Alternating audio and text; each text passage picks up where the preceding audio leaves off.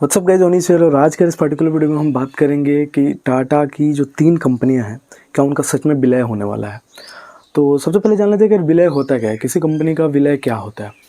तो मान लीजिए 3 कंपनियां हैं, कंपनी ए और बी और सी। तो कंपनी ए बी और सी का मैक्सिमम शेयर अपने पास होल्ड करती है। समझ रहे हो बात? जैसे कोई कंपनी ए है और वो कंपनी बी का भी 51 से ज़्यादा परसेंटेज और कंपनी सी का भी 51 से ज़्यादा परसेंटेज अपने पास रखती है। तो ये जो कंपनी ए होगी, इन दोनों की पेरेंट कंपनी होगी, राइट। अब जब कभी भी इसका मन करेगा कि नहीं यार, इसको अब अलग कंपनी चलाने से कोई फ़ायदा नहीं है, तो इसको अपने अंदर रख लेता हूँ, तो इसको कहेंगे कि कंपनी बी का विलय कंपनी ए में हो गया। ठीक इसी प्रकार से कंपनी सी का भी विलय कंपनी ए में हो सकता है, जब कभी भी इसका मन करे, क्योंकि ये जो है पेरेंट कंपनी है, राइट। तो इसको हम कहते हैं विलय। अब इन कंपनियों को क्या कहते हैं? इन कंपनियों को हम कहते हैं सब्सिडियरी कंपनी। जो पेरेंट कंपनी के नीचे काम करते हैं उनको कहते हैं सब्सिडियरी कंपनी। तो ये सब्सिडियरी किन के लिए हुई?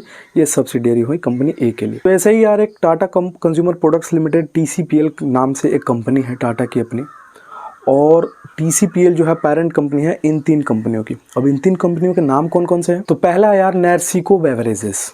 नैरिशिको बेवरेजेस, यहाँ पे मैं नाम भी दे दे रहा हूँ, काफ़ी अटपटा सा नाम है, नैरिशिको बेवरेजेस। दूसरा है यार टाटा स्मार्ट फूड्स, और तीसरा है टाटा कंज्यूमर्स एंड सोलफुल। तो TCPL ने आधिकारिक रूप से ये साफ तौर पे जाहिर कर दिया कि ये तीनों जो सब्सिडी कंपनी है, इनका विलय निश्चित हो जाना है। और ये विलय क्यों किया गया?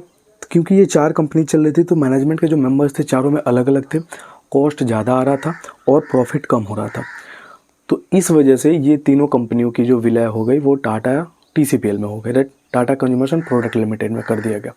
और ये अभी किया नहीं गया, ये आधिकारिक रूप से बयान आया है TCPL की तरफ से।